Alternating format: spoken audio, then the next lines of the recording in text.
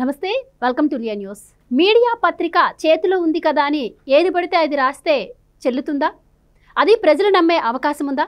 అంటే అలాగే ఉంది సాక్షి పత్రిక తీరు చూస్తుంటే. ఎందుకు అంటే లిక్కర్ స్కామ్లో అరెస్ట్ అయినటువంటి వెంకటేష్ నాయుడు గతంలో చెవిరెడ్డి భాస్కర్ రెడ్డితో కలిసి కొలంబో పారిపోతుంటే అన్యాయంగా చెవిరెడ్డి భాస్కర్ రెడ్డి సన్నిహితుడిని అరెస్ట్ చేశారు అని చెప్పి ఇదే సాక్షి పత్రికలో ప్రచురితం అవడం మనం చదివాం.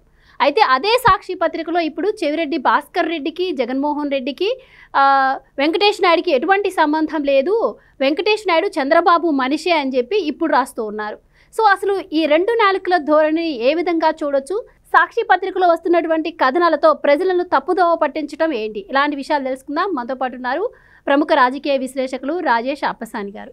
నమస్కారం సార్. నమస్కారం సార్. సాక్షి పత్రిక అంటే ఇప్పటికే మనం చూసాం, డేటు టైము తప్పించి ఏది కరెక్ట్గా ఉండదు అని చెప్పి అదొక చెప్తూ ఉంటారు ఎవరు కూడా. ఇప్పుడు వాళ్ళు రాసే రాతలు చూస్తుంటే కూడా అలాగే అనిపిస్తుంది. ఇప్పటికే చాలా కథనాలు కూడా మనం చూసాం, ఆంధ్రప్రదేశ్లో ఒకలాగా, తెలంగాణలో ఒకలాగా కూడా ప్రచురితం చేయటం. అయినా కూడా ఇప్పటికీ దానిపైన ఎన్నో కేసులు ఉన్నాయని, ఉద్యోగుల రీత్యా దాన్ని మూసేయకుండా ఆపారని కూడా ఇలాంటివి మనం ఎన్నో. అయినా కానీ ఎలాంటి మార్పు రావట్లేదు. మొన్న ఈ మధ్య వెంకటేష్ నాయుడు మా మనిషి అని రాశారు, ఇప్పుడు వెంకటేష్ నాయుడు చంద్రబాబు గారి మనిషి అని రాస్తున్నారు. సో ఎలా చూడొచ్చు అంటారు? మీ అభిప్రాయం ఏంటి దీనిపైన? అంటే సాక్షి పత్రిక ఆవిర్భావం నాటి నుంచి, ఎందుకంటే జగన్మోహన్ రెడ్డి గారు నాయన రాజశేఖర రెడ్డి గారు ఆంధ్రప్రదేశ్ రాష్ట్ర ముఖ్యమంత్రిగా కొనసాగుతున్న రోజుల్లో, ఆ రోజుల్లో ఆయన ఈనాడు, ఆంధ్రజ్యోతి పేపర్లను లక్ష్యంగా చేసుకొని పదే పదే ఆ రెండు పేపర్లు అంటే ఆ రెండు పేపర్లలో ప్రభుత్వంలో జరుగుతున్న తప్పుల గురించి ప్రస్తావన వచ్చిన, అవినీతి గురించి రాసిన, ఇంకేదైనా లోటుపాట్ల గురించి, లోపాల గురించి ఎత్తి చూపినా కూడా ఆ రెండు పత్రికలు తెలుగుదేశం పార్టీ నాయకత్వానికి అనుబంధంగా వాళ్ళ పట్ల ఎఫిలియేషన్ తోటి రాసే వార్తలే తప్ప మా పట్ల సానుకూలతతో రాసే వార్తలు కాదు. ఆ రెండు పత్రికలు నిరంతరం మాకు వ్యతిరేకులే. అంటే ఏంటంటే ఆ రెండు పత్రికల్లో రాజశేఖర రెడ్డి గారి పాలనా హయాంలో ఎంత పెద్ద తప్పుల గురించి ప్రస్తావించినా వాళ్ళు వ్యతిరేకతతో రాశారన్న అభిప్రాయం ప్రజల్లో కలిగించడానికి రాజశేఖర రెడ్డి గారు ప్రయత్నం చేశాడు. అదే సందర్భంలో మా ఐడియాలజీ క్యాంపెయిన్ చేసుకోవడానికి మాకు కూడా ఒక పత్రిక ఉండాలి కాబట్టి నా కొడుకుతోటి నేను పత్రిక ఏర్పాటు చేపిస్తున్నా అని చెప్పాడు. అంటే మా రాజకీయ ఎజెండాను అమలు చేయటం కోసం మేము పత్రిక పెట్టుకున్నాం. అంటే ఏంటి, అక్కడ ఆయన ముఖ్యమంత్రిగా ఉన్ననాళ్ళు ఆయనకి ఎలివేషన్ ఇవ్వాలి, ఆయన ప్రత్యర్థుల్ని తోలనాడాలి. ఆయన తదనంతరం ఆయన కొడుకు రాజకీయ భవిష్యత్తుకి ఒక ప్లాట్ఫామ్ బిల్డప్ చేయాలి. ఆయన్ని వీరుడు, సూర్యుడు, ధీరుడు అని చెప్పని ప్రజల ముందు ఆయన్ని ప్రొజెక్ట్ చేయాలి. ఆయన రాజకీయ ప్రత్యర్థుల్ని అవినీతి పరులు, వాళ్ళు కులానికి పరిమితమైన వాళ్ళు, వాళ్ళు వ్యక్తిగత బలహీనతలు కలిగిన వాళ్ళు, వాళ్ళ అసమర్థులు అని చెప్పని చిత్రీకరించాలి. సక్సెస్ఫుల్గా ఆ పత్రిక ద్వారా ఇదే ఎజెండా కొనసాగిస్తూ వస్తున్నారు. ఆనాటి నుంచి ఈనాటికి మార్పు లేదు. ఆనాడు రాజశేఖర రెడ్డి గారు, తర్వాత జగన్మోహన్ రెడ్డి గారు, ఈరోజు ఆయన రాజకీయ ఎజెండాకు అడ్డం వస్తారు అనుకుంటే ఆయన తల్లైనా, చెల్లైనా, చిన్నాన్న కుమార్తెనైనా సరే వాళ్ళ వ్యక్తిత్వానికి పాల్పడే తీరుతారు. ఇంకా చంద్రబాబు నాయుడు గారినో, మీడియా సంస్థల అధినేతలను, పవన్ కళ్యాణ్ గారినో, లోకేష్ గారినో తోలనాడారంటే ఇంకా ఆశ్చర్యం ఏముంది? తన రాజకీయ ఎజెండా ముఖ్యం, రాజకీయంగా తన వ్యక్తిత్వానికి ఎలివేషన్ ఇచ్చుకోవటం ముఖ్యం, తన ప్రత్యర్థుల స్థాయి తక్కువ చేయటం ముఖ్యం. దీనికోసం ఎంత ఎక్స్టెంట్కైనా దిగజారటానికి ఆ యాజమాన్యం సదా మీ సేవలో సిద్ధమని చెప్పని జగన్మోహన్ రెడ్డి గారు చెప్తానే వచ్చారు. ఎందుకంటే ఆ యాజమాన్యం వేరే ఎవరో కాదు, ఆయన సతీమణే. మరి జగన్మోహన్ రెడ్డి గారి రాజకీయ ఎజెండా కోసం, ఆయన రాజకీయంగా ఆయన ఉచ్చస్థితికి చేరటం కోసం ఆ ఎజెండాతో పనిచేస్తున్న పత్రిక జగన్మోహన్ రెడ్డి గారికి అసౌకర్యం కలిగించే వార్తలు ఎట్లా ప్రచురిస్తుంది? జగన్మోహన్ రెడ్డి గారి ప్రభుత్వ హయాంలో చాలా తప్పులు జరిగినాయి, చాలా అవినీతి జరిగింది, చాలా వ్యవస్థల విధ్వంసం జరిగింది, ప్రజల నుంచి విపరీతమైన వ్యతిరేకత వస్తూ ఉంది.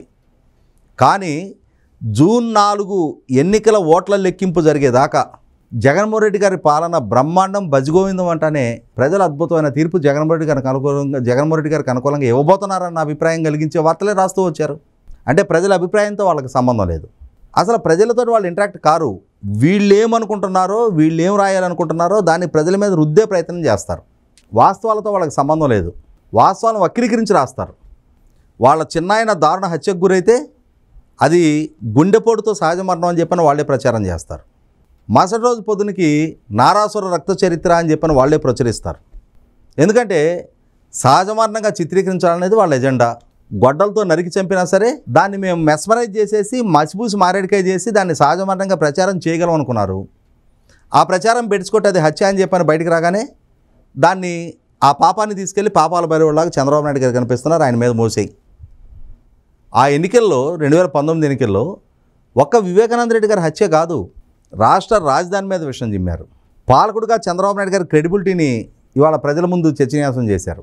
లోకేష్ని ఒక అసమర్థుడిగా, తెలుగు భాష పట్ల పరిజ్ఞానం లేని వ్యక్తిగా, సమస్యలను ప్రస్తావించలేని నాన్ సీరియస్ పాలిటీషియన్గా, అసలు ఒక తిండిబోతుగా చిత్రీకరించారు. సిఐఏ కన్వెన్షన్స్ జరిగితే 25 లక్షల స్నాక్స్ తినేశాడు అని చెప్పని 3 రోజుల్లో. అంటే ఇక్కడ వాళ్ళు ఒక లక్ష్యంగా కొంతమందిని టార్గెట్ చేసుకొని వాళ్ళ వ్యక్తిత్వానికి పాల్పడుతూ వస్తారు. అదే సందర్భంలో జగన్మోహన్ రెడ్డి గారు మాత్రం అసలు కరుణామయుడు, పేద ప్రజల పట్ల విపరీతమైన అనురాగం ఉన్న వ్యక్తి, అసలు ప్రజల జీవితాలని తీర్చిదిద్దగలిగే రాజకీయ పరిజ్ఞానం ఆయనకి తప్పితే ఇంకెవరికి లేదు, అంతటి పాలనాదక్షత ఆయనకి తప్ప ఎవరికి లేదు, మాట తప్పని మడమ తిప్పని నాయకుడు అని చెప్పని ఎలివేషన్ ఇస్తూ వస్తారు. కానీ తమ ప్రత్యర్థులు మాత్రం ఈ మధ్యకాలంలో జరిగిన కొన్ని సంఘటనలు చూద్దాం. ఇందాకే మనం మాట్లాడుకున్నట్టుగా వివేకానంద రెడ్డి గారి హత్య జరిగితే నారాసుర రక్త చరిత్రను ఎలా అయితే చంద్రబాబు నాయుడు గారికి ఆపాదించారో, ఈ మధ్య ఎన్నికలకు ముందు జగన్మోహన్ రెడ్డి గారికి ఏ విధంగా జరిగిందో ఒక చిన్న కంటి మీద ఇక్కడ ఒక చిన్న ఇంత గాయం తగిలింది, దోక్కుపోయింది, గాయం కూడా అనడానికి వీలేదు. అది దానికి మరుసటి రోజు సాక్షిలో పెట్టిన హెడ్డింగ్ ఏంటి అంటే, మాటు వేసి మట్టు పెట్టే ప్రయత్నానికి చేశారు, హత్యాయత్నం చేశారు జగన్మోహన్ రెడ్డి గారి మీద అని. ప్రభుత్వం అధికారికంగా నమోదు చేసిన కేసులో మెన్షన్ చేసిన ప్రకారం ఎవరో పిల్లాడు గులకరాయి తీసుకు కొట్టాడు అని చెప్పని. ఏ గులకరాయి తీసుకు కొట్టాడో గులకరాయి కంటికి కనపడలా. కానీ ఎవడో పిల్లాడు ఈయన వ్యాన్ మీద ఉండి ప్రసంగిస్తుంటే కింద నుంచి సూటిగా ఈయనకి కంటి మీద తగిలేటట్టుగా విసిరితే ఆ రాయేళ్ళి మళ్ళీ వెల్లంపల్లి శ్రీనివాసుకు కూడా తగిలి, వెల్లంపల్లి శ్రీనివాసుకు కూడా కంటి మీద గాయమయ్యి జగన్మోహన్ రెడ్డి గారు ఇక్కడ వెల్లంపల్లి శ్రీనివాసు కంటి మీద ఇంత పెద్ద పట్టీలు వేసుకొని తిరిగారు 10 రోజుల పాటు. అంటే ఏంటి అక్కడ ఏం జరిగింది, ఏమి వీళ్ళు నటిస్తున్నారనేది ప్రజలకు ఒక స్పష్టత వచ్చింది. కానీ మేం ప్రజల్ని ఏమార్చగలం అని చెప్పిన భ్రమంలోనే ఉన్న జగన్మోహన్ రెడ్డి అదే నాటకాన్ని 10 రోజుల పైగా కొనసాగించాడు.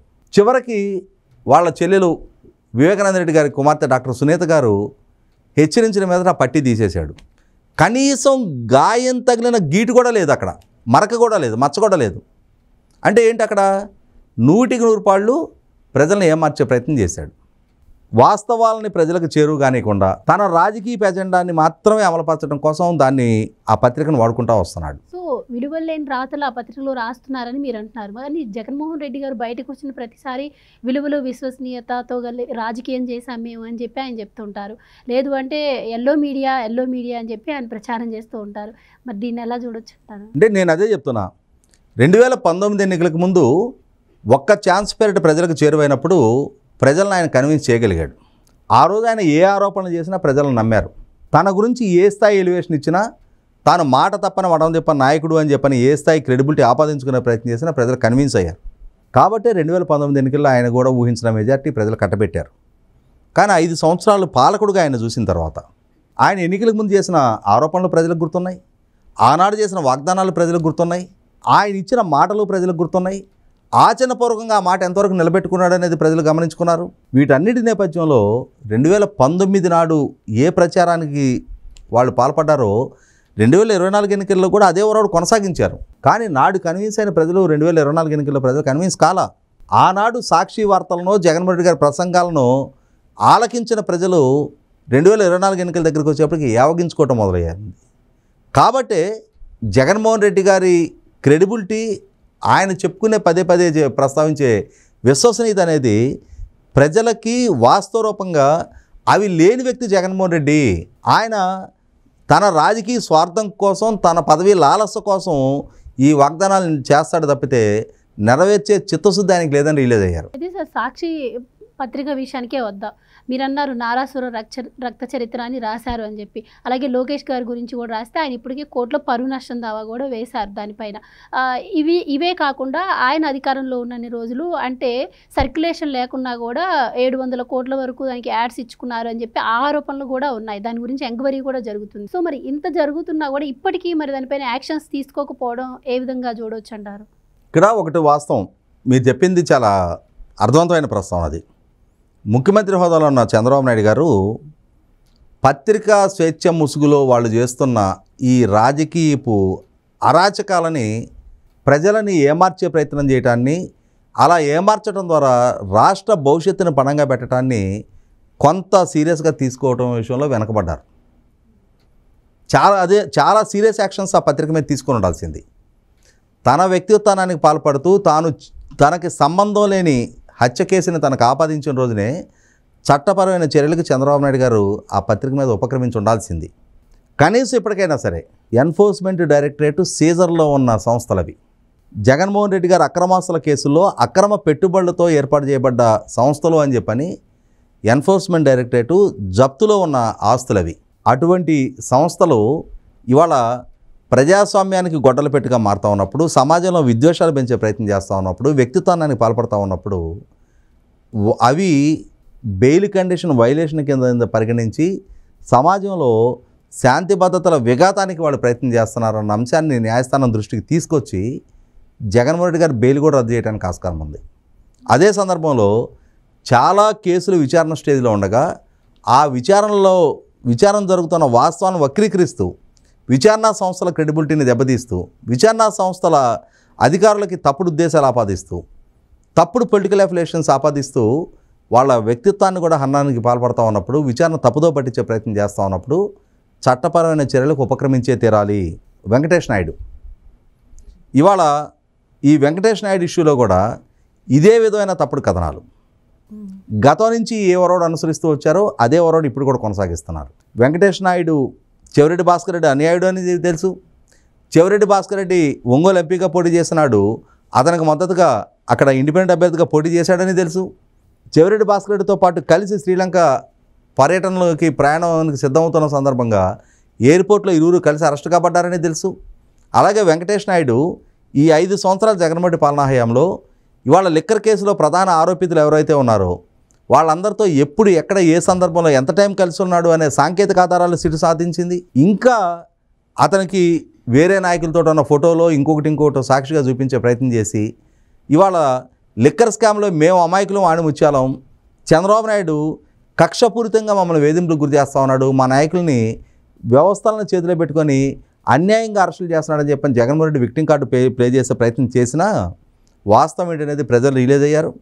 జగన్మోహన్ రెడ్డి పాలనా హయాంలో జరిగిన లిక్కర్ మాఫియా మాటను జరిగిన వేల కోట్ల రూపాయల దోపిడీ గురించి ప్రజలకు ఒక స్పష్టత ఉంది. ఇవాళ సిట్ ద్వారా వాళ్ళు చేసిన అరాచకాలు ఒక్కొక్కటిగా వెలుగులోకి వస్తూ ఉన్న నేపథ్యంలో ఇంకా ప్రజల నుంచి నాకు రక్షణ కావాలి అని చెప్పని ప్రజల దగ్గర సానుభూతి కోసం నేను ఏ తప్పు చేయలేదు, చంద్రబాబు నాయుడు కక్షపూరితంగా మమ్మల్ని వేధింపులకు గురి చేస్తున్నాడని చెప్పని విక్టిమ్ కార్డు ప్లే చేసే ప్రయత్నం జగన్మోహన్ రెడ్డి వైపు నుంచి జరుగుతుందనేది వాస్తవం. Thank you so much. Please subscribe to Leo News for more videos.